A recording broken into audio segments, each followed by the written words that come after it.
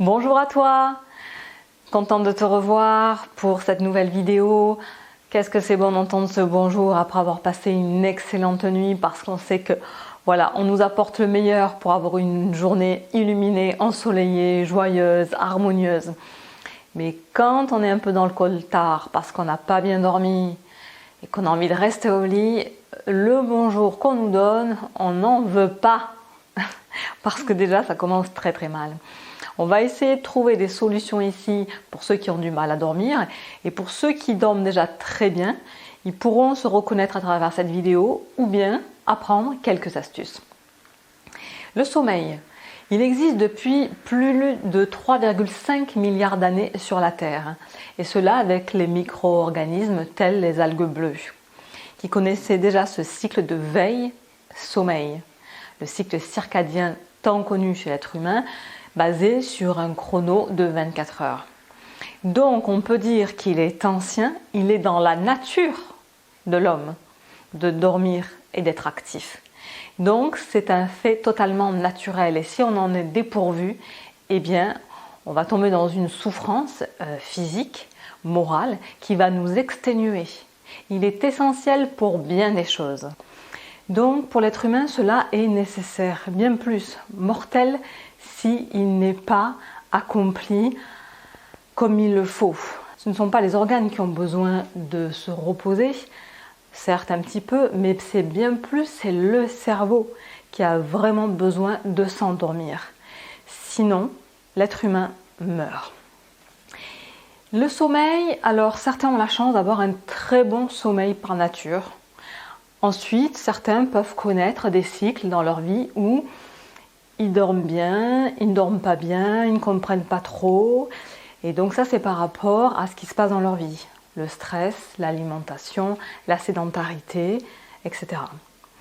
Il y a ceux qui ont, à un moment donné, et ça peut être plus ou moins long terme, mais ça peut être très dangereux, et vraiment moralement et physiquement, ça nous mine, et ça fait gagner plusieurs années de vieillesse, ceux qui connaissent une insomnie totale.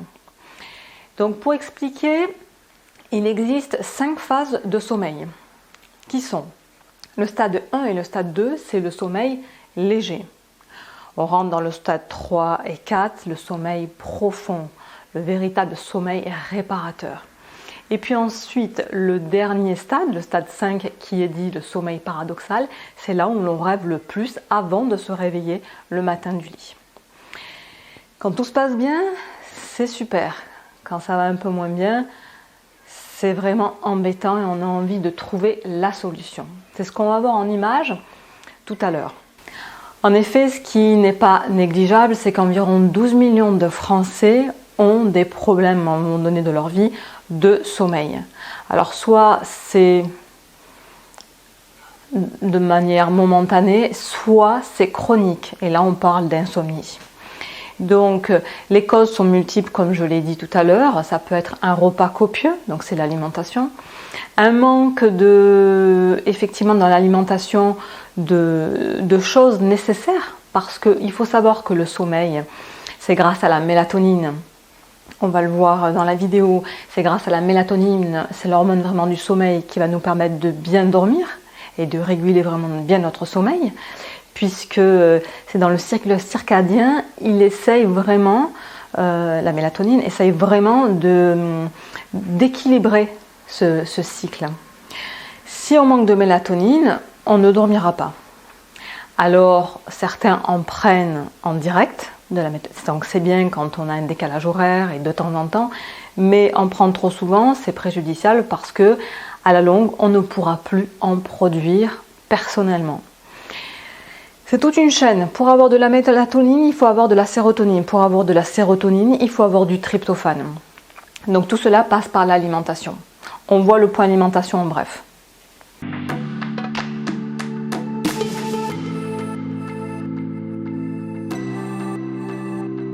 Donc cette chaîne, je mange bien, je mange des aliments riches en L-tryptophane et en vitamine B3.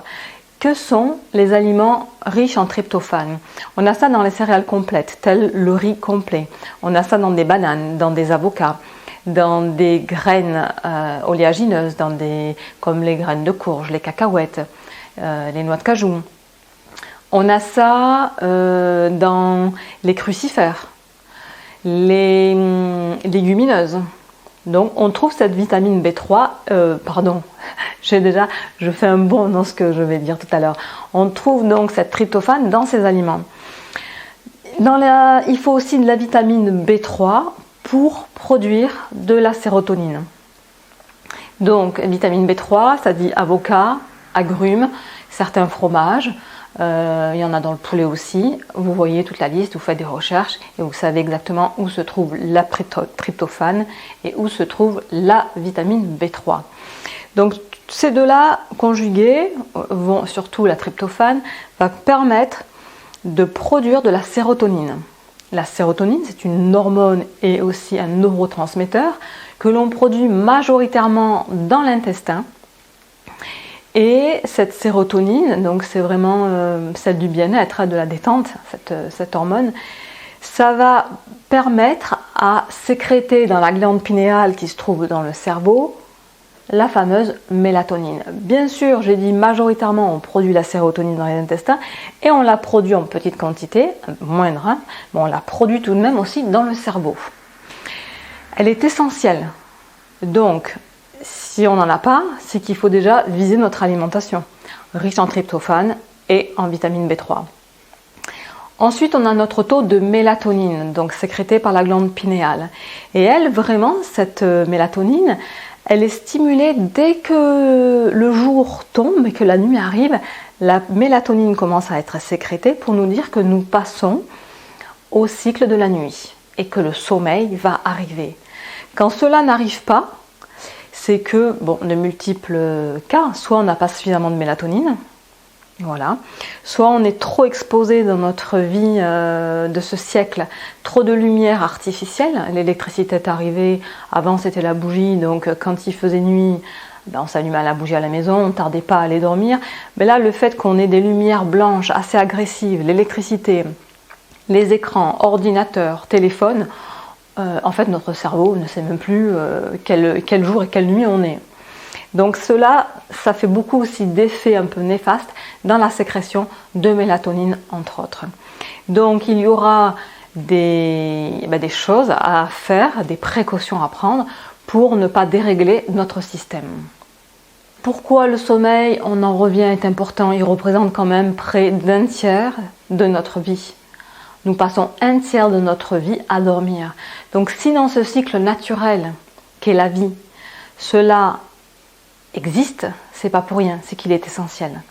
C'est vraiment ces deux forces du yin et du yang, du jour et de la nuit, de l'activité et du repos, de toutes ces forces du bien et du mal. Ces deux forces sont opposées en apparence, mais elles sont complémentaires. Et il faut vraiment faire un travail avec ces deux énergies pour pouvoir les équilibrer savamment, afin d'avoir une très bonne santé. Et comme on dit, l'être humain est à l'image du macrocosme, de l'univers, du monde. Il est un microcosme. Et le microcosmos, doit être en équilibre, en harmonie avec le macrocosmos, car l'être humain fait partie d'un tout. Donc ce cycle de yin et yang et de veille-sommeil est totalement naturel. Il représente un tiers de notre vie. Donc il faut vraiment qu'on ait un bon sommeil.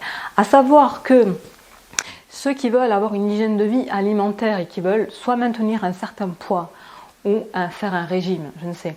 Le sommeil est très très important parce qu'à ce moment-là, on sait que l'hormone de l'appétit, c'est la gréline. L'hormone de la satiété, c'est la leptine. Elle se fait pendant le sommeil. Vous produisez de la leptine pour avoir une satiété. C'est pour ça que quand on dort, on ne mange pas. On est en satiété. Et c'est pourquoi quand on fait des nuits blanches, des nuits courtes, qu'est-ce qui nous arrive le plus souvent? On a beaucoup plus faim, on a envie de manger sucré et gras, parce que le fait qu'on ait peu dormi, on a peu sécrété d'hormones de satiété qui est la leptine, et on a envie de manger. Donc ceux qui veulent perdre du poids ou maintenir un poids doivent absolument dormir parce que c'est à l'état de sommeil qu'on produit de la leptine. Donc beaucoup de sujets, bon nombre de choses. En image, on voit ce que vous faites peut-être déjà dans votre vie quotidienne pour avoir un très bon sommeil et c'est super. Peut-être qu'il y a beaucoup de choses que vous allez découvrir et que vous ne faites pas. Cela peut vous être utile à vous ou à vos proches parce qu'à un moment donné, il y a peut-être dans votre famille ou dans vos amis des personnes qui vont avoir des problèmes de sommeil et qui vont vous en faire part. Donc pour vous donner la solution, voilà quelques astuces.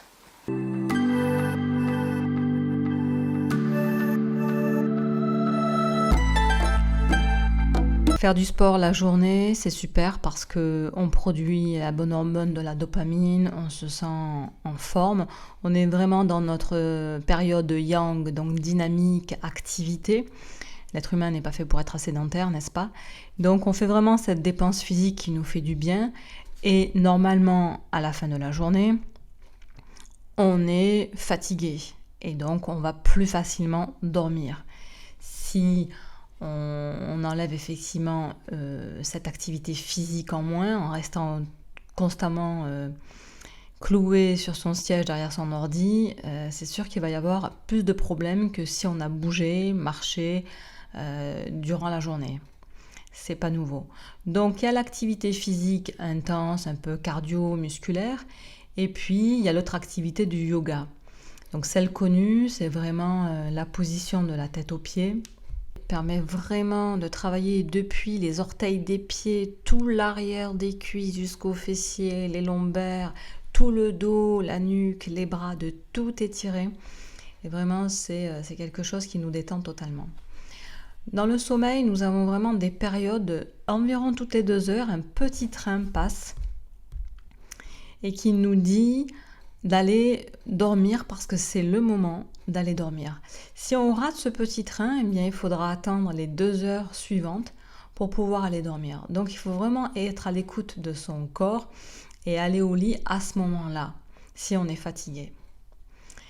En allant au lit, bien sûr, il ne faut pas une chambre trop froide, sinon on va avoir du mal à dormir, et ni une chambre trop chaude. C'est toujours pareil, cette histoire du juste milieu pour être à la bonne température et voilà, pas trop incommodé dans les 2 cas du froid et du chaud. Ce qu'on peut faire pour bien dormir, c'est à peu près 30 minutes ou 15 minutes avant d'aller se coucher, de diffuser une huile essentielle.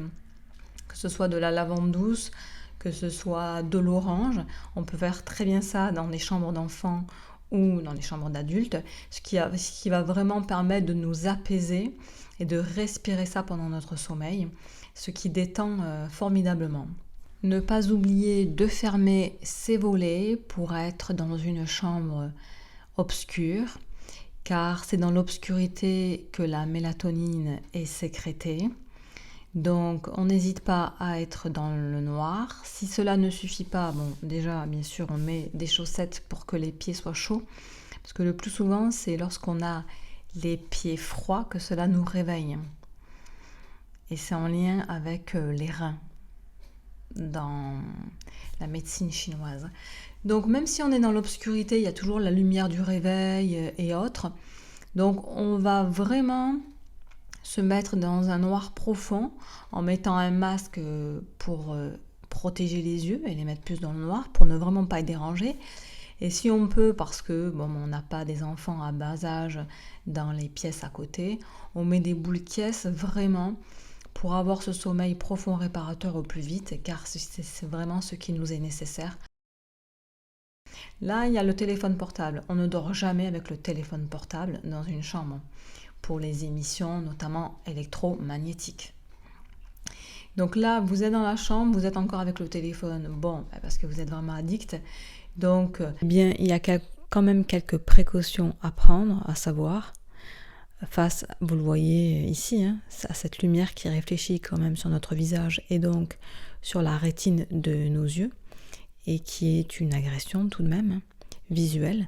Donc pour ne pas fatiguer les yeux, là vous n'allez pas voir grand chose, mais je suis en train déjà de diminuer l'intensité de la lumière, et je vous montre que moi sur mon appareil j'ai le filtre bleu. Donc certains appareils ne l'ont pas et certains l'ont, un filtre bleu. Je vais quand même dans les paramètres et là je vais passer de la 4G à la 2 ou 3G. Cela permet de diminuer de volts, de passer de 12 volts par mètre à 0,2 volts par mètre.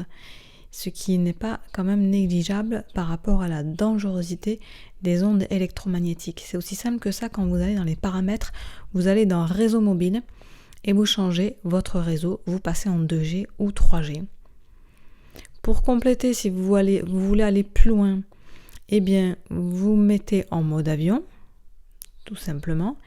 Et puis pour dire basta pour aujourd'hui, je vais dormir et j'oublie un peu ce téléphone de ma vie, vous l'éteignez complètement pour le mettre à minimum 3 mètres de distance de votre chambre, donc au salon, mais en tout cas le plus loin possible. Là, je vous montre la lumière bleue, parce qu'on parle de la lumière bleue du téléphone, à savoir en luminothérapie, qu'elle est bénéfique pour certains soins. Notamment là, vous voyez, pour les soins anti-inflammatoires, pour les boutons. Elle est aussi pour la néogenisse pour les enfants. Elle fait beaucoup de choses, ainsi que regarder la lumière orange et la lumière rouge. Donc, on fera un chapitre, une vidéo sur la luminothérapie.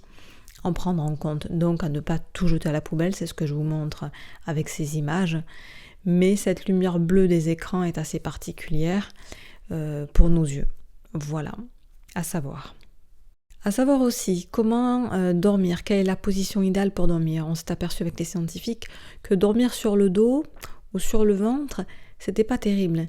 Mais une position latérale, là, la position que j'aime bien moi à droite, il y a aussi à gauche, mais à droite, c'est sur le côté du foie. Et votre foie, vraiment, durant la nuit, va travailler, c'est-à-dire qu'il digère le jour et il assimile la nuit. Et pendant la nuit, en fait, il va détoxifier l'organisme.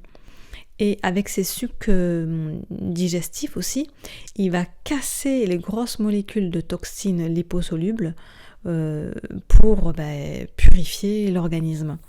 Donc il filtre beaucoup de sang vraiment pour filtrer les toxines, il fait beaucoup de choses. Et son heure, si vous vous réveillez entre 1h et 3h du matin, sachez que c'est l'organe du foie qui prédomine à ce moment-là. Donc si vous vous réveillez, c'est que vous avez un problème de foie.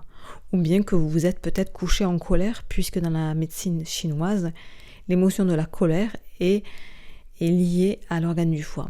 Vous pouvez aussi vous coucher sur le côté gauche, donc toujours une position latérale que moi je préfère moins, mais elle est conseillée aussi parce que c'est au niveau du cœur et pour moi je suis pas à l'aise au niveau du cœur, c'est comme si ça m'oppressait. Donc à vous de voir une des deux positions latérales qui est beaucoup mieux pour la lymphe. Si malgré toutes ces précautions vous commencez à dormir, mais en pleine nuit, il peut vous arriver de vous réveiller malheureusement. Que pouvez-vous faire ? Là, vous essayez une méthode, au lieu d'inhaler que par le diffuseur les huiles essentielles, vous vous appliquez une huile essentielle calmante. Ça peut être ici comme de la marjolaine à coquille, que vous mettez sur les 3 chakras du cou, du cœur et le 3e du plexus solaire pour vraiment atténuer ces tensions nerveuses que vous avez, ce stress, voilà, et pour équilibrer vos chakras. Donc vous essayez cette méthode avec une goutte suffit pour chaque chakra. Vous massez et vous voyez ce que ça donne en vous recouchant. Si malgré tout ça, vous n'arrivez toujours pas à dormir, là il faut se lever du lit et prendre d'autres moyens plus sérieux. Donc ce que vous pouvez faire, c'est boire un verre d'eau très chaude, sans rien, vraiment. Un verre d'eau très chaude, là c'est vraiment les yogis de l'Inde qui avaient cette méthode, et moi vraiment c'est celle qui m'a convenu le plus. Quand j'avais 25 ans, effectivement, je connaissais des problèmes de sommeil, et je buvais cette eau. Malheureusement, parfois beaucoup ont un problème à boire que l'eau, ça leur paraît pas bon du tout. Donc vous pouvez mettre une infusion, que ce soit une plante millepertuis, pour dormir. Donc il existe de la valériane en décoction, c'est une autre méthode, de la valériane, donc le millepertuis, la passiflore, toutes ces plantes auxquelles vous pouvez dormir, du tilleul. Vous voyez laquelle vous fait effet. Et si là, comme on est en automne, on rentre en hiver, vous vous couvrez chaudement pour avoir le plus chaud possible. en prenant votre verre d'eau chaude. Et même si vous pouvez prendre même jusqu'à 2 verres d'eau chaude ou 3 verres d'eau chaude, et si vous ne pouvez pas, prendre une infusion. Donc pour moi, c'est une solution qui est moindre. Hein. Voilà. Vous êtes persistant dans vos habitudes, vous prenez votre téléphone, mais malgré cela, si vous n'avez pas le filtre bleu qui est inclus dans votre téléphone, mettez vos lunettes anti-reflet, lumière bleue. Bon, même si ça couvre que 20% de protection, c'est pas le top, mais c'est déjà quand même 20% de protection de votre rétine. Ce qu'on peut faire aussi, c'est chauffer les pieds donc par une bassine d'eau chaude avec une belle poignée de sel gris marin. Et vraiment cette méthode, elle permet une dilatation, notamment du plexus solaire. Cette source de chaleur complétera un phénomène de détente, d'un appel au repos un peu plus vite. On a notre infusion, la bassine d'eau chaude, notre petite couverture, on est bien couvert pour que la chaleur amène une dilatation parfaite et qu'on puisse attraper le prochain train pour pouvoir aller dormir.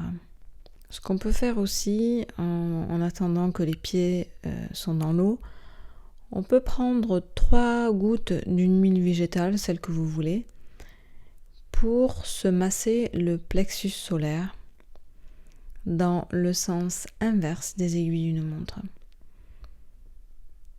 Si on est stressé, si on a des nœuds, si on sent vraiment des filets nerveux, parce qu'on a soit une colère ou on ressasse, on gamberge, on va essayer, au niveau du diaphragme, de mieux respirer et de se détendre en massant cette zone.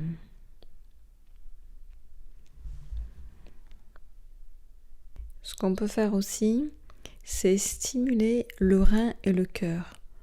Donc, en réflexologie plantaire ou en digiponcture, on a le point du cœur et du rein. Et en fait, dans ce méridien, dans cet axe-là, on va activer, et même avec le tranchant externe de la main, on va frotter entre le rein et le cœur jusqu'à chauffer, jusqu'à ce que ça brûle, pour que ces deux parties puissent être chaudes, puisque le rein et le cœur sont d'énergie yin, très féminin. Or, pendant la nuit, il faut que cette énergie soit stimulée. Si on est trop yang, c'est ce qui nous empêche de dormir, on est trop actif. Donc on va stimuler les parties yin. Et si on a des problèmes du foie parce qu'on s'est réveillé entre 1h et 3h, on peut stimuler aussi ça. Et si on s'est réveillé entre 23h et 1h, là je suis en train de toucher la vésicule biliaire parce qu'entre 23h et 1h du matin, c'est la vésicule biliaire qui régit cette partie de la nuit, et donc c'est qu'on se fait trop de bile. Si on n'arrive pas à se masser tout seul sur un point précis parce qu'on n'y comprend pas grand chose, on peut toujours prendre une balle et se masser la voûte plantaire sur chaque pied, donc de tout le poids du corps, insister de tout le poids du corps et masser le pied dans son entièreté avec la balle. Alors, on sait que la mélatonine marche en binôme avec le magnésium, sous n'importe quelle forme. Soit vous prenez du magnésium marin, soit du bisglycinate de magnésium. Et ça permet vraiment une détente pour stimuler la mélatonine. Vous avez aussi du magnésium transcutané, c'est-à-dire en crème. Vous vous massez ça sur la peau et ça pénètre instantanément et ça fait réellement son effet. Là, par exemple, je vous le montre sur les poignets, mais vous pouvez également les mettre, comme on l'a fait pour l'huile essentielle tout à l'heure, sur les 3 chakras du cou, du cœur et du plexus solaire. Vous avez le yoga, la posture du cadavre qui est idéale pour se relaxer si vous n'y arrivez pas. Vous tendez toutes vos parties, vos jambes, vous serrez à fond et vous détendez, vous relâchez votre tête, toutes vos parties du corps. Vous faites une tension et vous détendez. Et là, vous mettez au repos. Et vous pouvez faire un exercice de respiration en profondeur, des inspires et des expires profonds. Et faire aussi un exercice vous inspirez 3 fois par le ventre. Vous faites une rétention de 5 secondes et vous expirez en 3 temps et vous refaites une rétention en 5 temps. Et vous recommencez jusqu'à ce que vous vous sentiez détendu, puisque la respiration est vraiment très efficace pour avoir un système nerveux calme, un mental calme, à tout réguler au niveau des émotions, pour être moins stressé, moins anxieux et vraiment relâcher toutes nos tensions. Donc ça, c'est un exercice à faire durant la journée ou si vous vous réveillez en pleine nuit ou même avant d'aller vous coucher pour vous détendre consciemment et vous préparer au sommeil.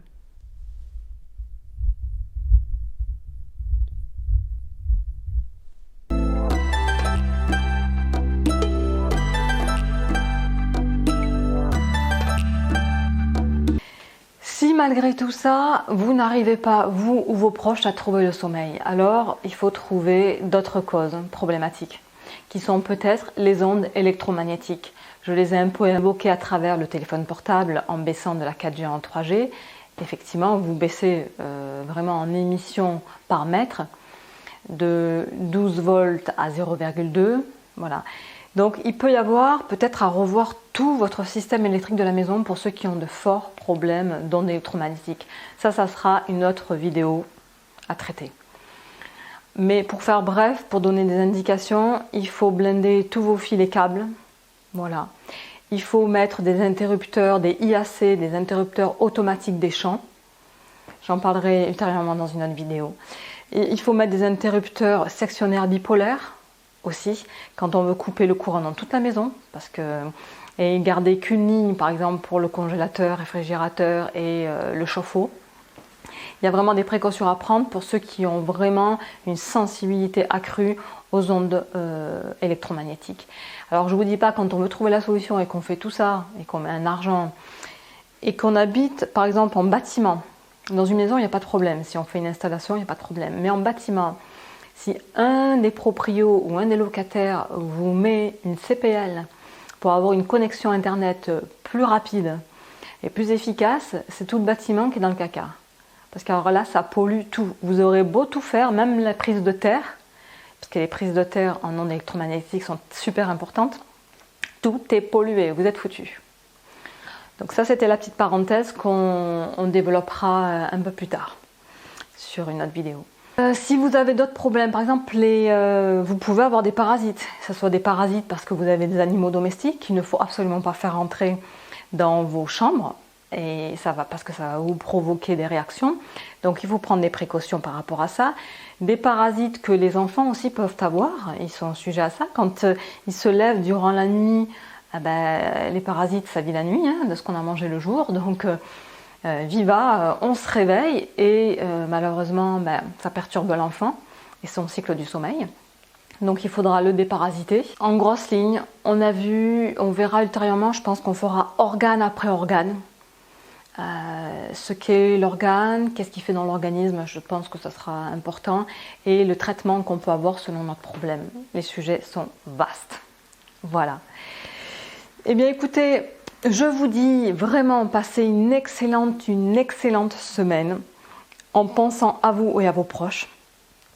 Et moi je vous dis à dimanche prochain.